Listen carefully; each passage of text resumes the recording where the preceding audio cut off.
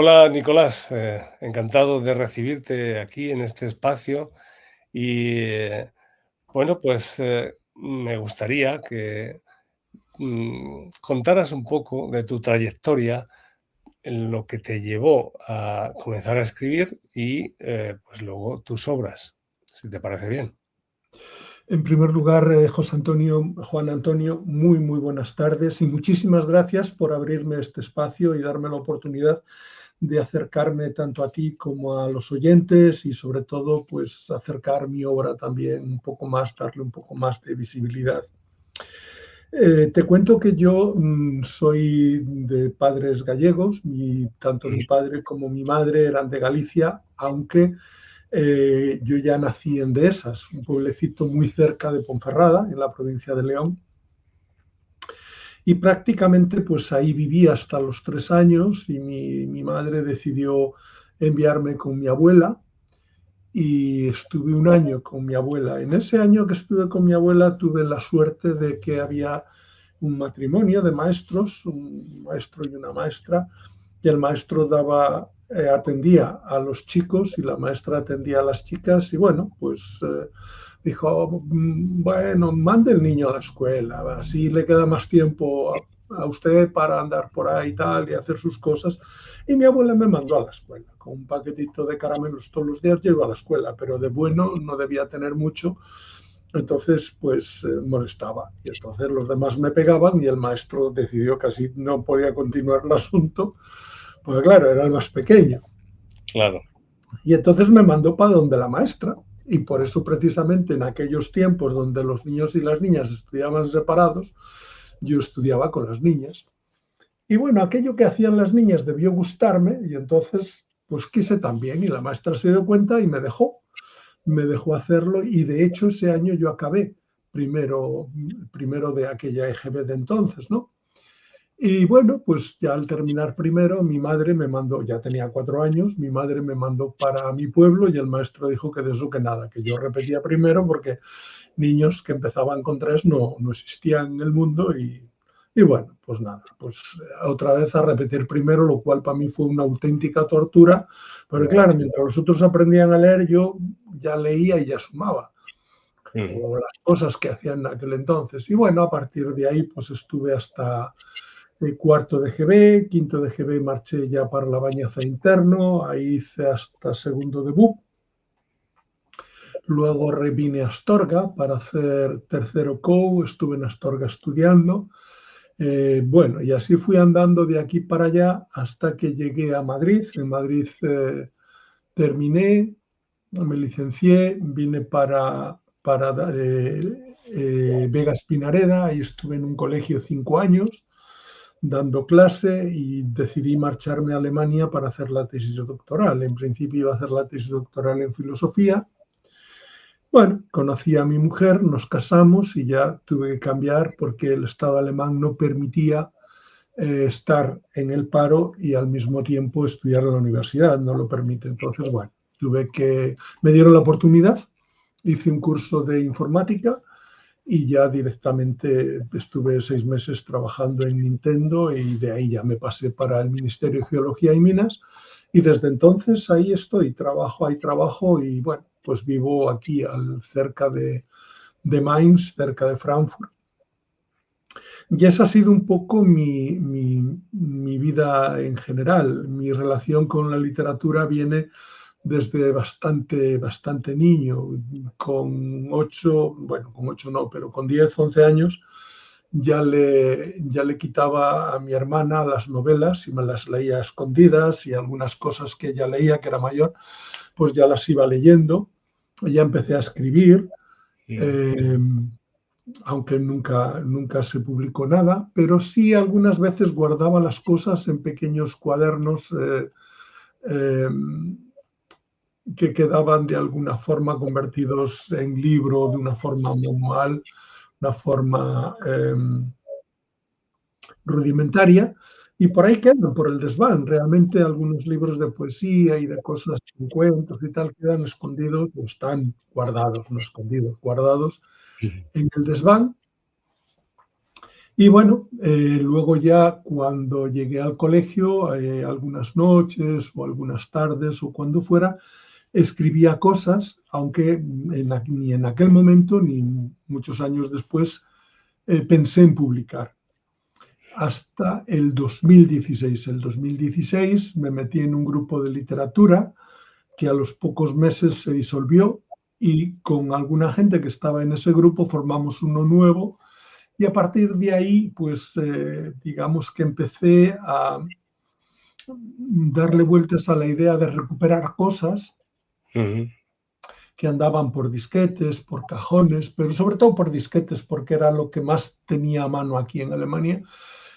Corregí algunos cuentos antiguos y de ahí salió Cuentos encontrados por el camino, precisamente por eso, porque eran cuentos que había vuelto a recuperar o a encontrar en disquetes y cosas así. Y ese fue el primer libro que lo publiqué y nada más publicarlo me di cuenta que así no se hacían las cosas, que había sido demasiado rápido y no me gustaba. Entonces lo retiré de Amazon prácticamente a los 2-3 días, lo retiré de Amazon y lo dejé ahí durmiendo otra vez. Y luego ya con una compañera de ese grupo que habíamos formado, que se llamaba Isla de Tinta, pues escribí cuentos de Navidad. Ese lo mandamos a corregir, aunque la maquetación y la puntada y tal la hice yo, pero lo mandamos a corregir y salió ya en unas condiciones aceptables. Y lo publicó una editorial que se llama Peripecia Libros. Y bueno, pues ahí estuvo, se vendió bastante. Y poco después publiqué un libro de poemas que se titulaba De amor, desamor y otros demonios. Y bueno, también lo había mandado o lo mandé a corregir, salió, estuvo en esa editorial, prácticamente se vendió todo. Y bueno, por diferencias con la editorial, pues decidí cancelar con ella todos los contratos y todo. Y llegué a comprar los últimos 19, o sea que de los 300 que dijo que había hecho, se vendieron todos, menos 19, que me quedé yo los últimos con ellos. Y de cuando en cuando, pues bueno, he estado en mi pueblo hace poco y le he regalado algunos y tal, pero ya no tengo prácticamente nada. De hecho, aquí en Alemania debo tener 2 y en España me deben quedar 5. O sea que estoy pensando en volver a hacer algo, pero si lo vuelvo a hacer, pues lo sacaré corregido de nuevo ahora en este instante. Pero bueno, y luego un poco más tarde salió La estrella de mis sueños, que era un cuento infantil con dibujos, animado y tal. Y a partir de ahí, bueno, ya saqué más tarde, en el 23, saqué un libro de poemas que se titula Poemas al borde del camino, y fue un poco el fruto de la pandemia. Y luego ya al año siguiente, en el 20... No, perdón, eso fue en el 22, el libro de poemas fue en el 22 y la introducción la hizo una profesora de filosofía, Viviana Mirta Martínez Domínguez, una profesora de filosofía de una universidad de Argentina, en Mendoza, y luego saqué la novela La espiral del odio, que es la novela de la que más tarde hablaremos, y que bueno, se llamó durante mucho tiempo, sobre todo cuando la estaba escribiendo,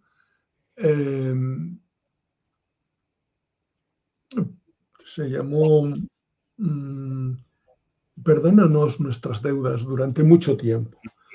Pero bueno, luego el título ni me pareció adecuado, ni me pareció bien, y como un mes antes de mandarla a corregir y tal, le cambié definitivamente el nombre porque me parecía mucho más adecuado. Es decir, también se llamó unos meses antes, cuando la primera vez que decidí cambiarle el nombre, se llamó El círculo del odio, pero el círculo es algo cerrado y no me convencía, mientras que la espiral se va abriendo, y entonces en ese sentido me convencía muchísimo más y terminó pues eso, con ese nombre, La espiral del odio.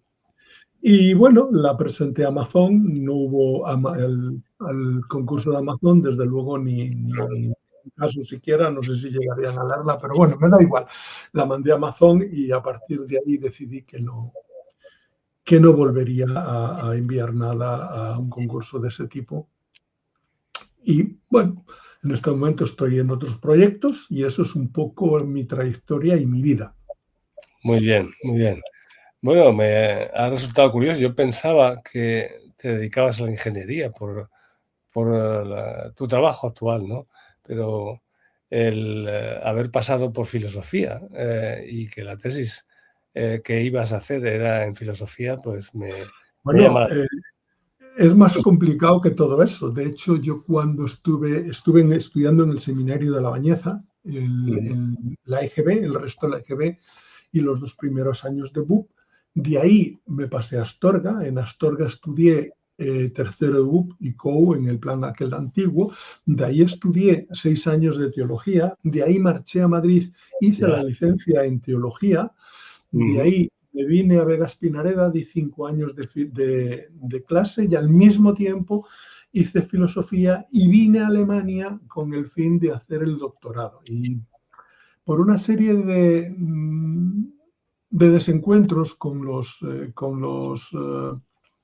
directores de tesis, porque yo venía con un objetivo que tenía muy claro y era, yo quería hacer la tesis doctoral sobre algo que me parecía que se le escapaba a muchos. O sea, para muchos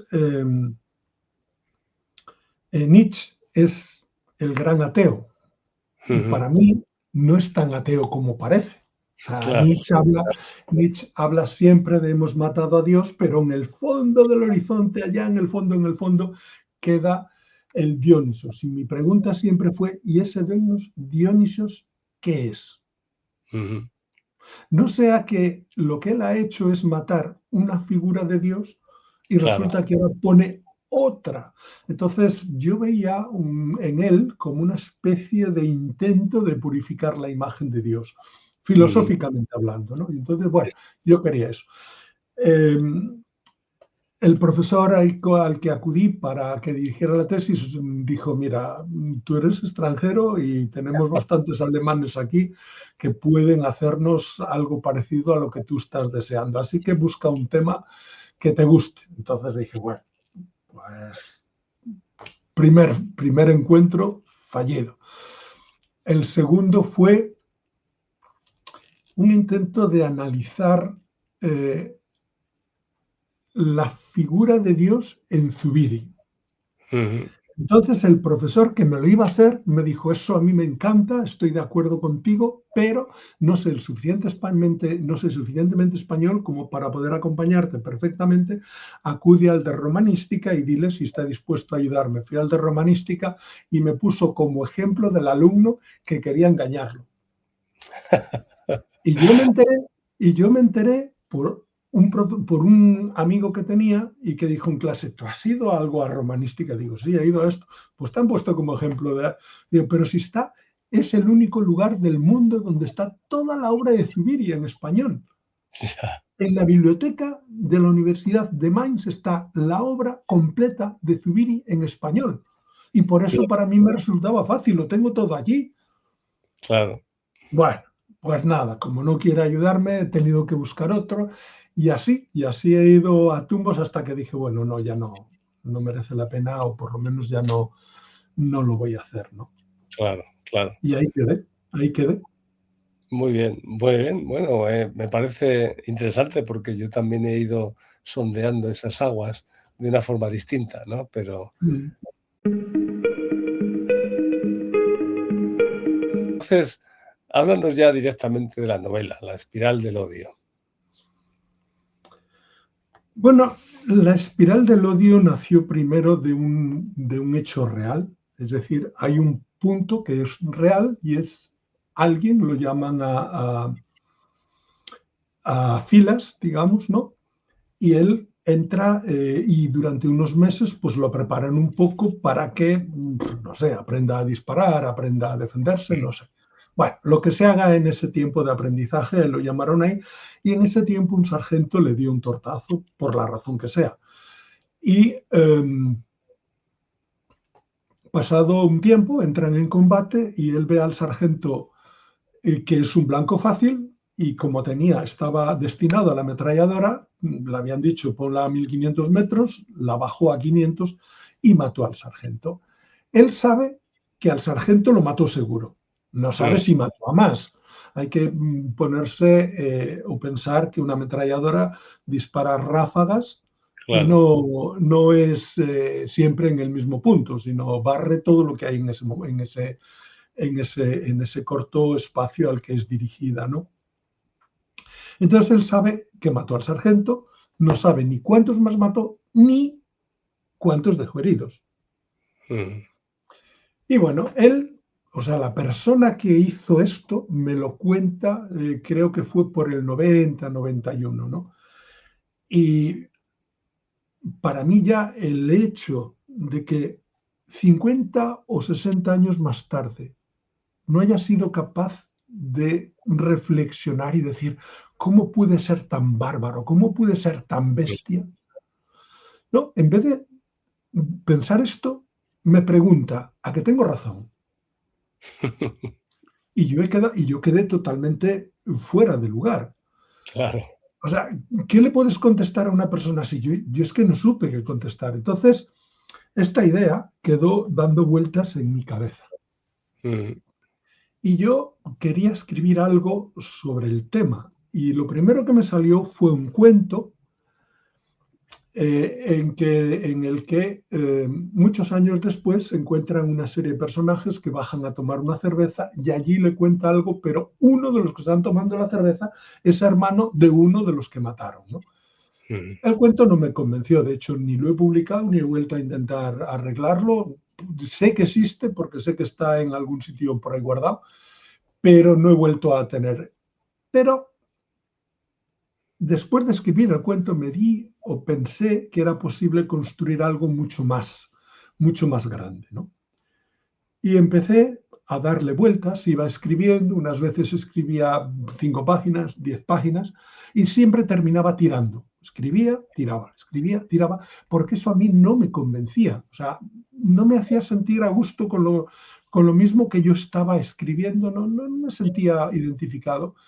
Y bueno, y así quedó y me vine para Alemania, la empecé otro par de veces y durante un tiempo la dejé, pero allá por el 18 dije, ¿y dónde está el problema para que esté escribiendo constantemente, no me convence y lo tire todo? Y el asunto era que yo no estaba dispuesto o no quería contar un hecho como alguien que cuenta algo que pasó en el pasado. Quería Ya. que la cosa fuera mucho más profunda, que llegara a tocar de alguna manera a la mente del lector y de alguna manera lo interrogara. Por eso en el fondo, cuando me di cuenta que ese hecho se podía convertir en una especie de símbolo, entonces pude escribir y pude terminar la novela, ¿no?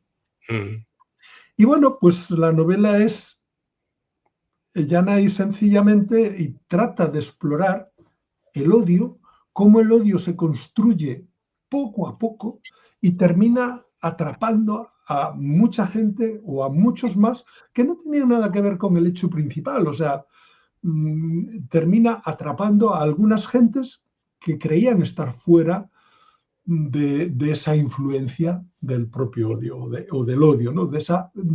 El odio es como esa piedra que tiras en el río, forma una onda, pero va haciendo más grande, más grande, más grande, va alcanzando incluso las orillas, ¿no?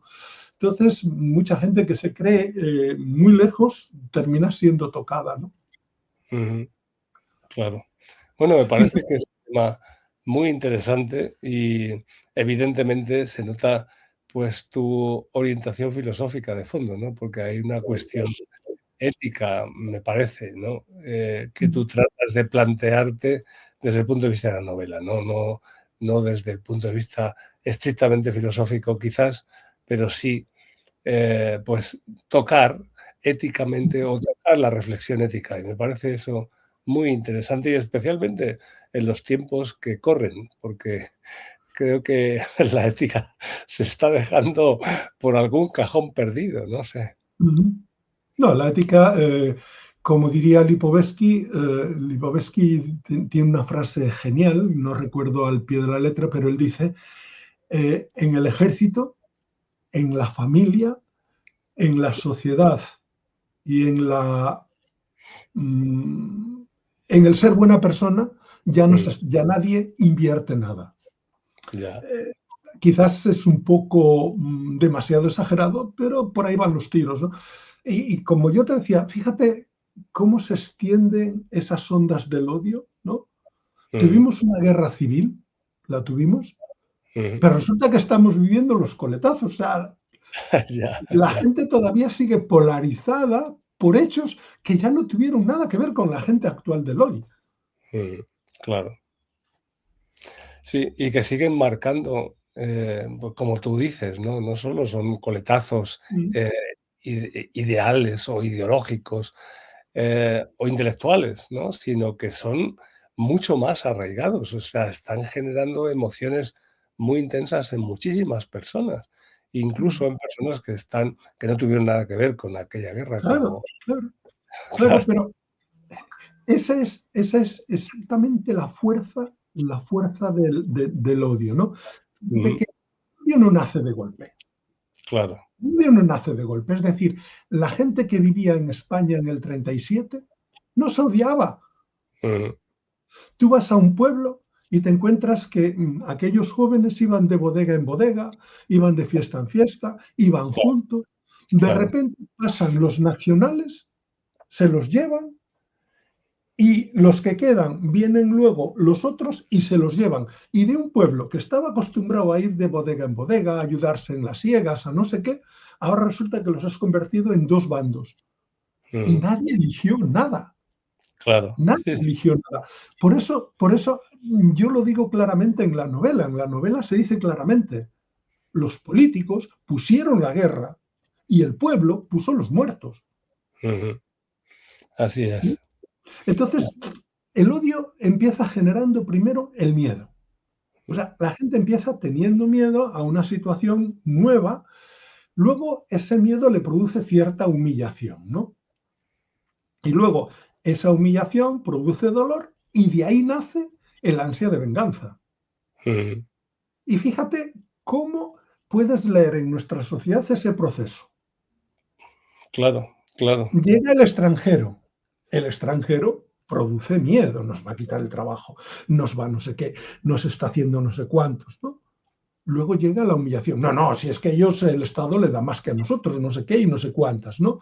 Luego llega el dolor, o sea, esto nos duele, esto nos molesta, y luego llega las ansias de venganza, ¿no? A estos hay que echarlos, a estos hay que devolverlos a su país, ¿no? Y luego siempre van a hacer a alguien que va a utilizar todo esto para revolver a la sociedad. claro, Es exactamente lo mismo. Por eso cuando la gente me dice que escribí una novela de la guerra, le digo, no, yo no he escrito ninguna novela de la guerra. Escribo una novela que la pongo en el escenario de la guerra, claro, pero la guerra es el escenario, no es una protagonista, no es lo importante en mi relato o es el contexto, ¿ya? Pero realmente lo que yo hablo o de lo que yo escribo es de personas, de decisiones y de vidas internas. Yo escribo de esas cosas realmente donde lo que hay en juego es la humanidad. La guerra es el escenario. Si quieres, te permito que me digas que es un personaje, pero realmente pude haberla puesto en cualquier otro sitio, ¿no? sí, sí, sí. Y eso es Mm, lo que me parece interesante, porque el quedarse en aquello que pasó es como si, nos liberara o liberara a algunas personas de lo que ocurre ahora. Pero mm, no, que lo que ocurre ahora es lo que realmente nos toca y que puede estar enraizado en lo que pasó y en lo que sigue pasando. Y ahí es donde está la cuestión. Entonces, me parece que tu planteamiento es muy interesante y, bueno, yo creo que va a tener arraigo en personas que tengan un mínimo de capacidad reflexiva para entrar en la novela y ver detrás de todo esto. Aquí, Fíjate que cuando está terminando la novela, mm, el narrador termina diciendo, cuando la guerra termina, los vencedores se encuentran rodeados de cadáveres mm, y los vencidos se encuentran con que tienen miedo a las represalias de los vencedores.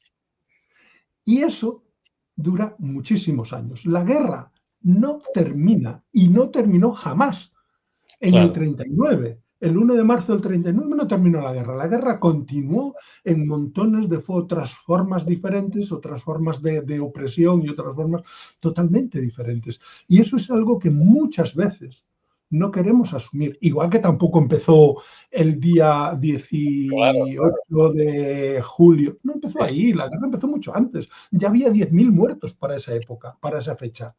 mm, O sea, pero bueno, es lo que hay y es lo que, y es lo que, y es lo que ha pasado, ¿no? mm. Sí, a mí me parece que es importante reflexionar con más profundidad, ¿no?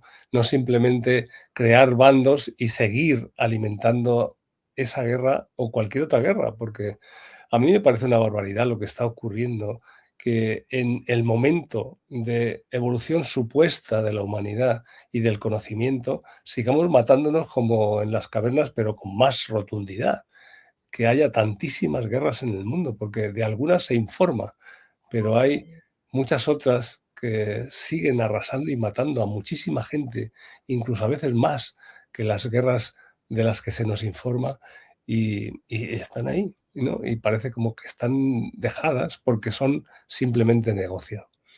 Entonces, quizás esa es la cuestión, que la ética se ha perdido porque ahora lo que importa es el negocio a costa de lo que sea. Carlos Díaz decía que la ética ha pasado a ser estética y la Ujú. estética termina en el Corte Inglés. O sea, ir a comprarte el último traje, la última cosa, pero la responsabilidad social, la responsabilidad humana, Claro, la capacidad de tomar las riendas de ti y tener un pensamiento propio, eso hoy no cotiza en la bolsa de la dignidad, ¿no? claro. Incluso si planteas este argumento, pues seguramente muchos te miran desde con extrañeza, ¿no? Como si fueras de otro planeta. Y a mí me parece eso muy Mm. triste, porque bueno, yo me gustaría esperar un poco más del momento histórico en el que nos encontramos y del desarrollo del pensamiento, del desarrollo del conocimiento, que la ciencia no es simplemente la tecnología con la que se especula económicamente, que la ciencia es muchísimas más cosas, ¿no? Sí, claro, pero piensa que la tecnología en sí misma no es ni buena ni mala. El No, por problema supuesto. fundamental, el problema fundamental es cuando la tecnología se usa, por ejemplo, para fabricar hornos crematorios. Ujú, Se usa, por ejemplo, para bombas que sean capaces de destruir lo más posible. O claro, sea, en un mundo donde falta el pan, falta el agua, resulta que estamos invirtiendo miles y miles y miles de millones ujú, para defendernos de no sé qué fantasmas. sí, Y eso es realmente terrible, ¿no? Porque para que el pueblo o para que la gente acepte que tenemos que armarnos hasta los dientes, ujú, hay que dominar su pensamiento o modificar su pensamiento a través de medios de comunicación acríticos, a través de lo que sea, ujú. para que no protesten, o sea, para que nadie diga, oiga, que lo que nos hace falta es pan, a mí lo de las ametralladoras, usted tráigame pan, tráigame trabajo, deje las ametralladoras para quien sea, ¿no? Claro, O sea, estamos viviendo realmente en unos momentos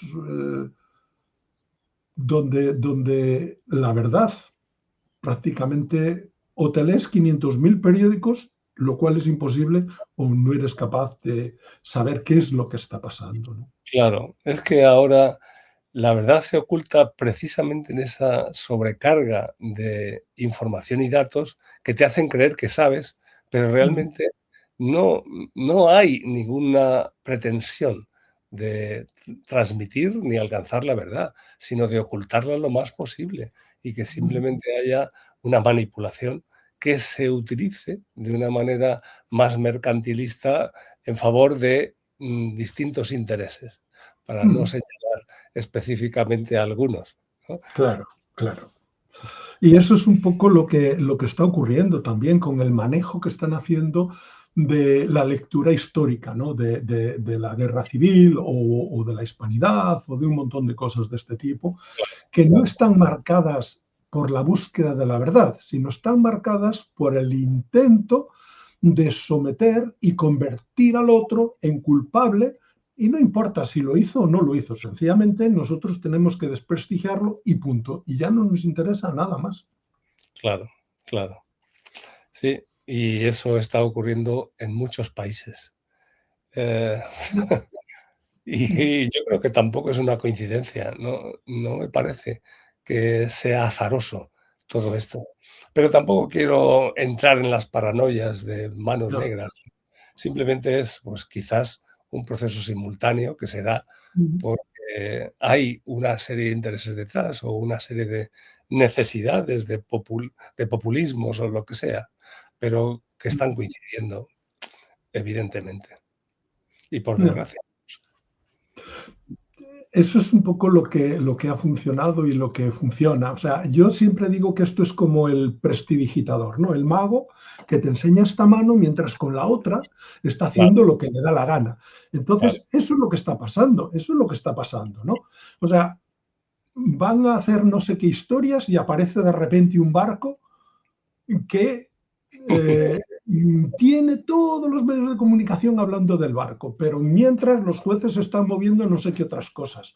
O claro. sea, lo que más me molesta o lo que más me duele es que nos traten realmente como borregos. Es decir, Sí, yo puedo hacer lo que me dé la gana, lo único que te voy a mostrar lo que a mí me dé la gana. Y tú te crees lo que yo te muestro y mientras yo estoy haciendo lo que quiero. claro, No, así no claro, es. Así no es. O sea, pero bueno, es lo que hay, es posible lo que hemos permitido que se nos haga. Entonces, tenemos que cargar con ello y mirar a ver cómo recomponemos nuestro futuro y nuestras posturas humanas y sociales, ¿no? claro. Yo realmente confío más que en los políticos o en los dirigentes en general. Confío en las personas de a pie. Y aunque eso sea un poco utópico, ¿no? Que desde ahí pueda transformarse esta realidad, yo creo que es ahí donde está la clave, en que las personas, aunque no generemos una revolución de una manera activa o práctica y lleguemos, por tanto, a otra guerra, sino que desde la reflexión, primero, el apoyo mutuo, el ir construyendo pequeñas cosas que tengan sentido socialmente desde ese apoyo mutuo, en Mm. ese reconocimiento de valor como seres humanos, desde ahí podamos finalmente, tal vez algún día, en ese horizonte utópico, transformar el mundo. Pero, pero esperar ahora que los grandes líderes vayan a hacer algo que mejore la realidad me parece que no tiene sentido, porque está claro que ellos van a por otras cosas. Sí, claro, y es que además nosotros, yo no sé exactamente cómo lo hemos conseguido, hemos Mm, logrado poner en el poder ujú. a lo peor de lo posible. O sea, Sí, sí. ¿cómo lo hemos logrado? No lo sé, pero lo hemos hecho. Bueno, quizás sea porque quienes se predisponen en esa o se proponen como candidatos para llegar al poder son personas con ese perfil y los demás, los que deberían estar, y yo creo que eso ocurre pues desde la época de Platón, los que de verdad deberían estar se quedan al margen porque no quieren participar de esa de ese caos, vamos. En fin, A lo mejor el asunto tiene una explicación un poco más dura de escuchar. ¿Cuántas personas honestas, siguiendo principios y métodos honestos, llegarían al poder? Yo Ya, creo que siempre les ganarían por la sí, sí, espalda los sí, tramposos. Toda esta gente les ganaría por la espalda. O sea, sí, piensa en las últimas elecciones que ha existido, o sea, donde no hay ninguna claridad de que no hayan hecho trampa. claro. Entonces, meter una persona honesta, que va a actuar de forma honesta, que va a actuar de forma racional, que va, Mm. llévalas de perder. Sí, sí, sí, llévalas de perder, es así. Y he conocido algunos casos que son gente que tenía buenas intenciones, pero fueron manipulados por exceso de ingenuidad. Y al Mm. final son los que pagan el pato. Ya. Entonces, en fin. En fin.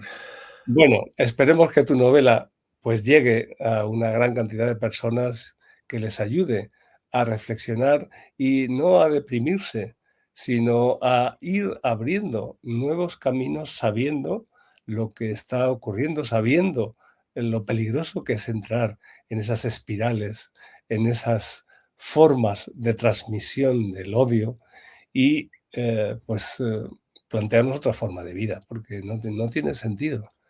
Mm. Eso conduce a la destrucción total, de una forma más rápida o más lenta, pero ese camino es el de la destrucción. Eso es un poco lo que yo pretendía, ¿no? Que el lector no se sintiera en ningún momento cómodo, Ujú. sino que se preguntara en qué momento nosotros podemos también entrar en esa espiral. O sea, cómo esa espiral también nos puede engullir a nosotros mismos, ¿no? Eh, por eso te decía, la guerra civil está ambientada, o sea, la novela está ambientada en la guerra civil, pero eh, realmente lo que nos lleva en la actualidad es a preguntarnos cómo estamos siendo divididos y cómo de alguna manera eh, vamos dejando de ver a los demás como Mm. personas. Y me parece que esto es quizás lo más importante que he tratado de meter ahí en la novela, ¿no? Pues me parece un elemento muy importante. Yo coincido completamente contigo en esa orientación, aunque yo haga otras cosas, pero me parece que es un acierto esa orientación que le has dado a la novela y por eso espero que tenga mucho éxito. Mm. Y me gustaría, pues, que nos dijeras, ¿cómo se puede adquirir la novela?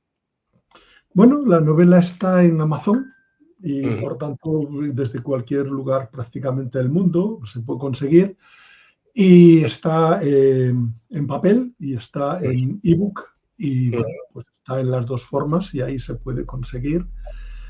Y, y bueno, luego se puede pedir también, he visto Sí, que en el Corte Inglés y muchos sitios de esos se puede adquirir. Yo solo la he puesto en Amazon, ¿no? Pero mm, bueno, ahí aparece por un montón de sitios y se puede adquirir. muy bien. Bueno, Ujú. pues, me alegro mucho y la verdad es que me ha sorprendido gratamente esta orientación, esta reflexión y, insisto, espero que tengas mucho éxito con tu novela y que no solo tengas éxito como escritor, sino que aquellas personas que lean tu novela puedan, encontrar una vía de reflexión que dé frutos más humanos y que, bueno, que no se olviden de la ética, sino que la tengan presente, no desde el sentido de culpas, sino del sentido de construcción de su propia humanidad. No, no, si la novela al final lo que plantea es hasta qué punto somos nosotros responsables de dejarnos o dejar crecer dentro de nosotros el odio, que nos impongan desde fuera, que nos impongan nuestras propias situaciones personales, etcétera. Eso es un poco lo que plantea y es un poco donde quiere llegar, ¿no? La novela, pues me gustaría que la leyera muchísima gente. La gente que la ha leído ha puesto muy buenas recensiones en Amazon y tal. Y bueno, yo estoy digamos que yo estoy contento con lo que he logrado, con lo que he escrito.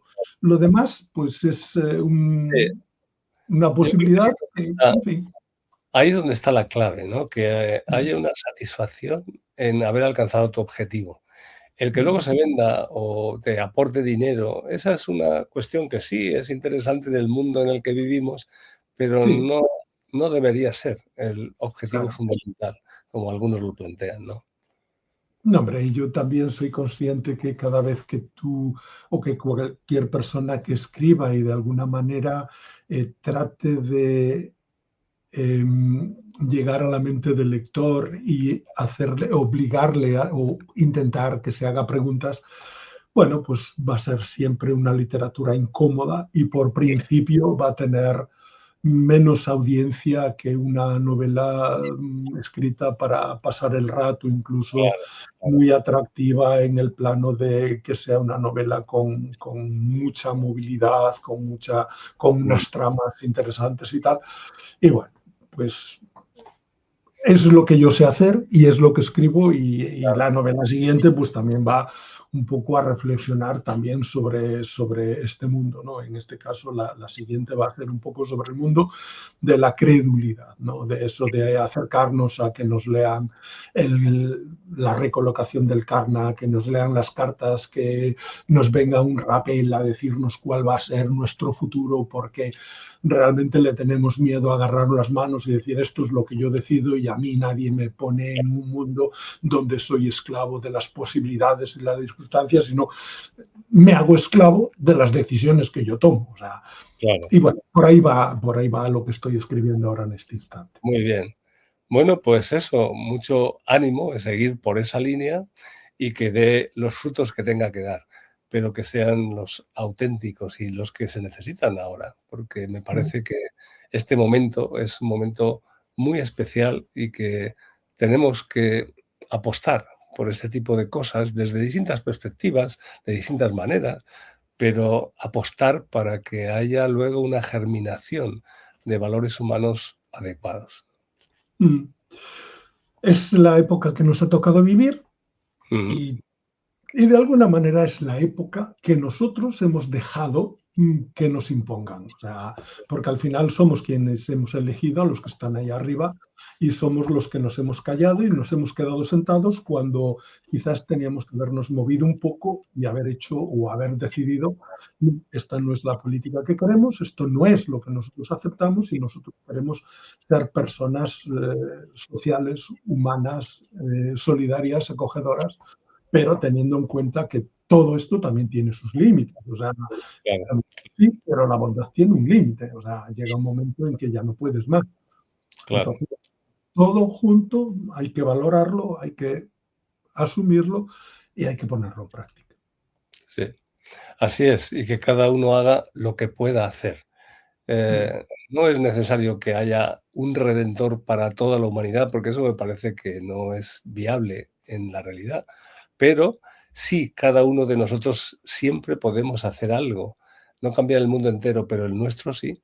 Y desde ese cambio en nuestro pequeño mundo, pues podemos ir generando también unas ondas como las que tú dices de ese lago sí, que afecten y vayan transformando, eh, como el efecto mariposa, ¿no? Pues claro. vayan transformando, quizás a largo plazo, pero que sea una realidad, o sea, un Sí, hecho comprobado.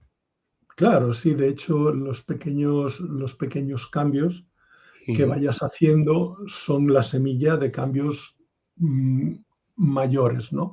Es Claro, decir, eh, todo esto hace crecer la solidaridad en una sociedad cada vez más adulta, más responsable de sí misma, menos crédula, que se deja manipular menos, ¿no? Es decir, un pequeño cambio en, yo qué sé, en una ley escolar va a producir individuos, va a producir seres con una mayor capacidad crítica, con una mayor capacidad y una mayor empatía de los unos con los otros. Es decir, claro, son claro. pequeñas semillas, pero que van sembrando unas aperturas, unas ondas que terminan abrazando una sociedad entera.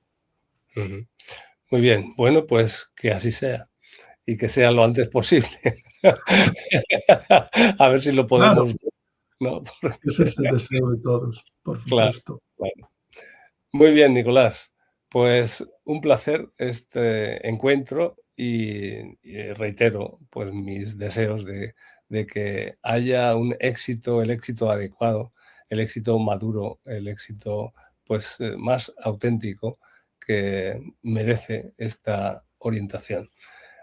Pues, seguiremos en contacto y, por supuesto, que cuando saques tu próximo libro, pues, volveremos a entrevistarnos.